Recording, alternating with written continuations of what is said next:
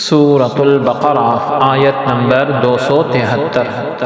اعوذ باللہ من الشیطان الرجیم، بسم اللہ الرحمن الرحیم۔ للفقراء الذین احصروا فی سبیل اللہ لا يستطيعون ضربا فی الارض يحسبهم الجاهل أغنياء من التعفف تعرفهم بسيماهم لا يسألون الناس إلحافا وما تنفقوا من خير فإن الله به عليم۔ لفظی ترجمہ ہے لی واسطے الفقراء فقیروں کے، الذین جو احصروا روکے گئے، فی میں سبیلی راستے، اللہ رب العزت کے، لا نہیں یستطیعون استطاعت رکھتے، دربن چلنے کی، فی میں الارض زمین، یحسبو گمان کرتا ہے، ہم ان کو، الجاہل بے علم، اغنیاء غنی، من بسبب التعفف بچنا، تعرفو تو جانتا ہے، ہم ان کو، بی سے سیمن نشان، ہم ان کے، لا نہیں یسألونا مانگتے، الناسا لوگوں سے، الحافا گڑ گڑاتے، وا اور ما جو، تنفقو تم خرچ کرو، من سے خیرن بھلائی، فاتو انا بے شک اللہ رب العزت، بھی ساتھ ہی اس کے، علیم جاننے والا۔ با محاورہ ترجمہ ہے خیرات ان فقراء کا حق ہے جو اللہ رب العزت کی راہ میں کسب معاش سے روک دیے گئے ہیں، وہ امور دین میں ہمہ وقت مشغول رہنے کے باعث زمین میں چل پھر بھی نہیں سکتے،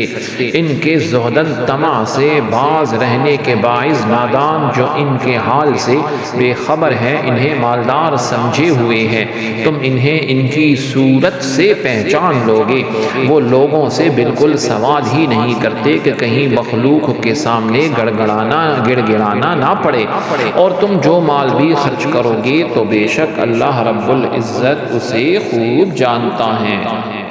آیت کی تفسیر میں فرمایا گیا للفقراء الذین احصروا فی سبیل اللہ، ان فقیروں کے لیے جو اللہ رب العزت کے راستے میں روک دیے گئے۔ گزشتہ آیات میں صدقہ دینے کی ترغیب دی گئی، یہاں بتایا گیا کہ ان کا بہترین مصرف وہ فقراء ہیں جنہوں نے اپنی جانوں کو جہاد اور اطاعت الہی کے لیے روک رکھا ہے۔ یہ آیت اہل صفہ کے حق میں نازل ہوئی، ان حضرات کی تعداد 400 کے قریب تھی، یہ ہجرت کر کے مدینہ طیبہ حاضر ہوئے تھے، یہاں نہ ان کا مکان تھا اور نہ کنبہ قبیلہ، اور نہ ان حضرات نے شادی کی تھی، ان کے تمام اوقات عبادت میں صرف ہوتے تھے، رات میں قرآن کریم سیکھنا، دن میں جہاد کے کام میں رہنا ان کا شب و روز کا معمول تھا۔ انہی حضرات کی صف میں وہ مشائخ اور علماء و طلبہ اور مبلغین اور خادمین دین داخل ہیں جو دینی کاموں میں مشغولیت کی وجہ سے کمانے کی فرصت نہیں پاتے، یہ لوگ اپنی عزت اور وقار اور مروت کی وجہ سے لوگوں سے سوال بھی نہیں کر پاتے اور اپنے فقر کو یعنی غربت کو چھپانے کی بھی کوشش کرتے ہیں، جس کی وجہ سے لوگ سمجھتے ہیں کہ ان کا گزارا بہت اچھا ہو رہا ہے، لیکن حقیقت حال میں ان کی اس کے برعکس ہوتی ہے۔ اگر کچھ غور سے دیکھا جائے تو ان لوگوں کی زندگی کا مشقت سے بھرپور ہونا بہت سی علامات و قرائن سے معلوم ہو جائے گا، ان کے مزاج میں تواضع اور انکساری ہوگی، چہرے پر ضعف یعنی کمزوری کے آثار ہوں گے، اور بھوک سے رنگ زرد ہوں گے، اور اس میں ہمارے آیت میں تعلیم ہے کہ ہمارے ہاں دین کے اس طرح کے خادموں کی کمی نہیں ہے، اور ان کی غربت اور محتاجی کے باوجود انہیں مالدار سمجھنے والے ناواقفوں اور جاہلوں کی بھی کمی نہیں۔ شاید ہمارے زمانے میں سب سے مظلوم طبقہ یہی ہوتا ہے۔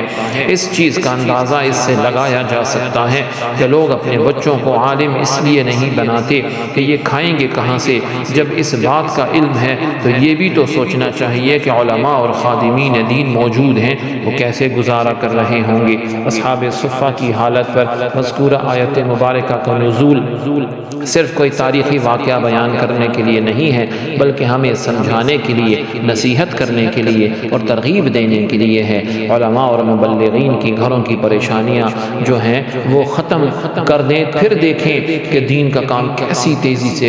تیزی سے ہوتا ہے۔ سمجھنے کے لیے اس 10 نکات کو جو ہے وہ جو اعلیٰ حضرت نے بیان فرمائے ہیں، اس میں بار بار علماء کی معاشی حالت سدھارنے کا تذکرہ کرنے کے بعد فرمایا کہ جو ہے مولانا روپیہ ہونے کی صورت میں اپنی قوت جو ہے پھیلانے کے علاوہ گمراہوں کی طاقتیں توڑنا بھی انشاءاللہ العزیز آسان ہوگا۔ میں دیکھ رہا ہوں کہ گمراہوں کے بہت سے افراد صرف تنخواہوں کے لالچ کے زہر اگلتے پھرتے ہیں۔ اس میں جسے 10 کی جگہ 12 دیجئے، اب آپ کسی کہے گا، یا کم از کم جو ہے کوئی زیادہ دے تو اس کا ہوگا، تو آخر زمانے میں دین کا کام بھی درہم و دینار سے چلے گا کہ جہاں زیادہ پیسے ملیں گے علماء جو ہیں وہ اس طرف جائیں گے۔ اللہ رب العزت ہم سب کو دنیا اور آخرت دونوں کی شاندار کامیابیاں نصیب فرمائے۔ سبحانک اللہم و بحمدک، اشہد ان لا الہ الا انت، استغفرک و اتوب الیک، وصلی اللہ تعالی علی خیر خلقہ محمد وعلی آلہ واصحابہ اجمعین برحمتک یا ارحم الراحمین۔